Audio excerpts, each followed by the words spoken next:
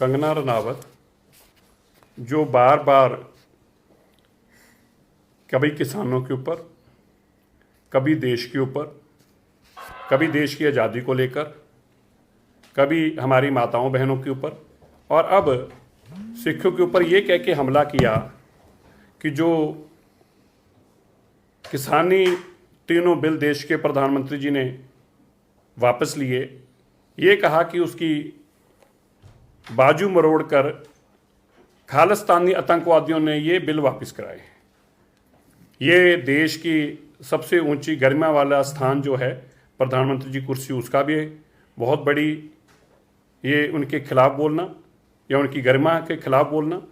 और साथ में ये भी कहा इन लोगों को, जो फॉर्मर प्राइम मिनिस्टर थे इंदिरा गांधी, उसने पैरों के नीचे कुचला था, इनको मच्छर की तरह मसला गया था और आज भी इनके बच्चे जो हैं उसके नाम से डरते हैं और उनको ऐसा ही गुरु चाहिए।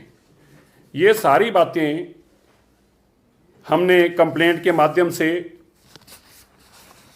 दिल्ली के अंदर भी और महाराष्ट्र जहां पे वो रहती है जिस पुलिस स्टेशन में, कल हम खार पुलिस स्टेशन में गए थे, मैं, सरदार सर्वजीत सिंह विर्क जी और सरदार गुरदेव सिंह जी और बीबी रंजीत कौर जी, हमने जाके वहाँ के गृह मंत्री से भी मुलाकात करी थी। हमने उनको सब तथ्यों से अवगत कराया। वहाँ के joint commissioner of police, additional commissioner of police, deputy commissioner of police और वहाँ के सीनियर इंस्पेक्टर सबसे तथ्य दिए और आज उन्होंने हमें सुबह बताया कि वो मुकदमे के लिए आदमी भेजे, वो दर्ज कर रहे हैं। और आज उन्होंने मडार पुलिस, वहीं उस पुलिस स्टेशन खार पुलिस स्टेशन के अंदर FIR नंबर 725/2021 जो कि सेक्शन 295A के तहत मुकदमा आज उन्होंने दर्ज किया है। आज बार बार समझाने के बावजूद भी जब कंगना रनौत नहीं मानी तो हम मजबूरन होकर हमें ये कार्रवाई करनी पड़ी। हमने वीडियो के माध्यम से उसके माता पिता जी से भी आग्रह किया था कि आपको अपने बच्ची को समझाना चाहिए, या तो ये नशे करती है या मानसिक तौर पर इसका संतुलन बिगड़ा हुआ है, तो भी इसका अच्छे डॉक्टर से इलाज कराओ, अस्पताल में भेजो। और अगर जानबूझकर ये ऐसा जहर फैला रही है जिससे कम्युनल हेट हो, एक दूसरे के धर्म के प्रति बुरा बोलकर, तो पुलिस को इसको जेल भेजना चाहिए। हमें उम्मीद है कि पुलिस अब इसको अरेस्ट कराकर इसका मेंटल बैलेंस देखे। अगर वाकई इसको साइकेट्रिस्ट जुस्ट है तो इसको हॉस्पिटल दाखिल कराए, नहीं तो इसको जेल भेजें। लेकिन ये कानूनी कार्रवाई जो है अगला भी हो, उसके लिए भी हम वहाँ की सरकार को कहेंगे और वहाँ की पुलिस को भी कहेंगे।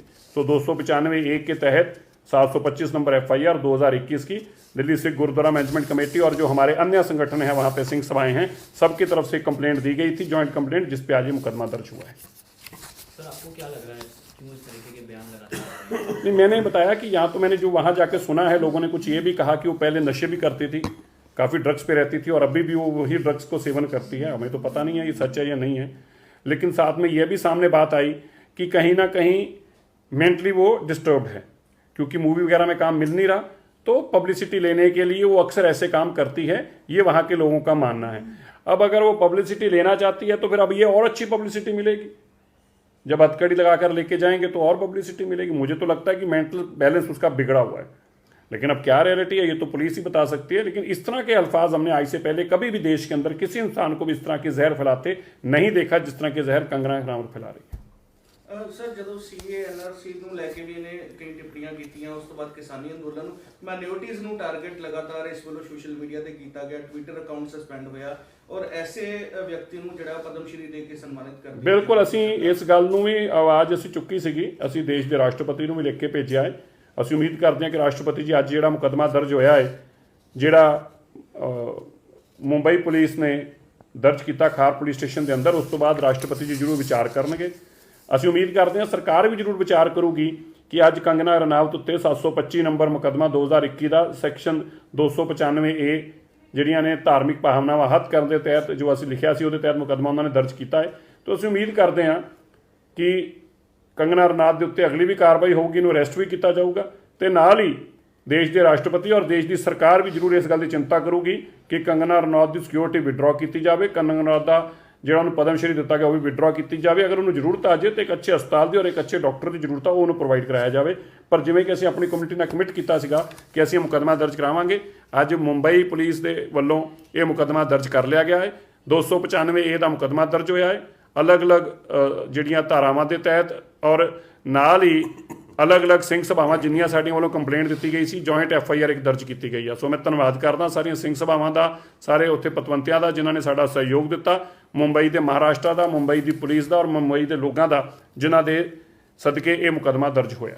ਟਵਿੱਟਰ ਅਕਾਊਂਟ ਸਸਪੈਂਡ ਹੈ, ਬਾਕੀ ਸੋਸ਼ਲ ਮੀਡੀਆ ਦੇ ਉੱਤੇ ਕਾਰਵਾਈ ਕੀਤੀ ਜਾਵੇ, ਇਸ ਨੂੰ ਲੈ ਕੇ ਵੀ ਕੁਝ ਹੁਣ ਇਸ ਤੋਂ ਬਾਅਦ ਮੁਕੱਦਮਾ ਦਰਜ ਹੋਣ ਤੋਂ ਬਾਅਦ ਅੱਜ ਅਸੀਂ ਇੰਸਟਾਗ੍ਰਾਮ ਔਰ ਫੇਸਬੁੱਕ ਨੂੰ ਵੀ ਲਿਖਾਂਗੇ ਤਾਂ ਕਿ ਉਹ ਵੀ ਇਹਦੇ ਬੈਨ ਕਰਨ ਉੱਥੋਂ, ਕਿਉਂਕਿ ਹੁਣ ਜਿਹੜਾ FIR ਲੌਜ ਹੋਈ ਆ ਇਹਦੇ ਅੰਦਰ ਉਹਨਾਂ ਨੇ ਬੜਾ ਕਲੀਅਰ ਲਿਖਿਆ ਹੈ, ਇੰਸਟਾਗ੍ਰਾਮ ਦੇ ਆਫੈਂਸ ਦਾ ਲਿਖਿਆ ਹੈ, ਇੰਸਟਾਗ੍ਰਾਮ ਇੰਡੀਆ ਦਾ ਉਹਨਾਂ ਨੇ ਮੈਂਸ਼ਨ ਨਾਲ ਪਾਰਟੀ ਬਣਾਇਆ ਹੈ।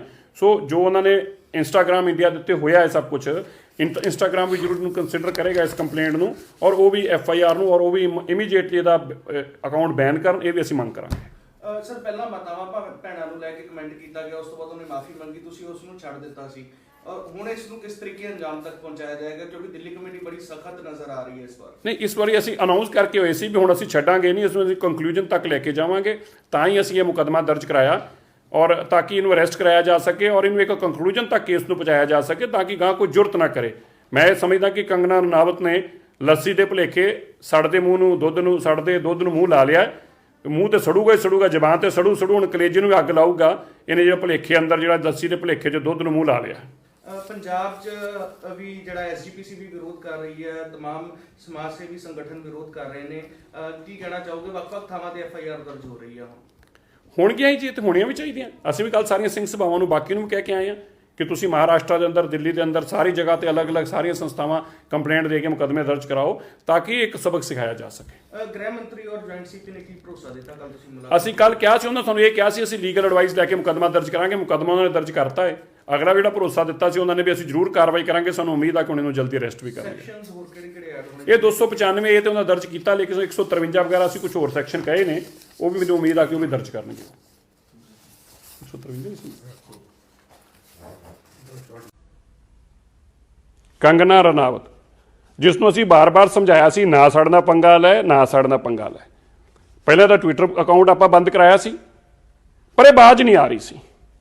ਪਰ ਐਰਕੀ ਨੇ ਬੜੀ ਵੱਡੀ ਗਲਤੀ ਕਰ ਲਈ, ਇਹਨੇ ਲੱਸੀ ਦੇ ਬਹਾਨੇ ਸੜਦੇ ਦੁੱਧ ਨੂੰ ਮੂੰਹ ਲਾ ਲਿਆ।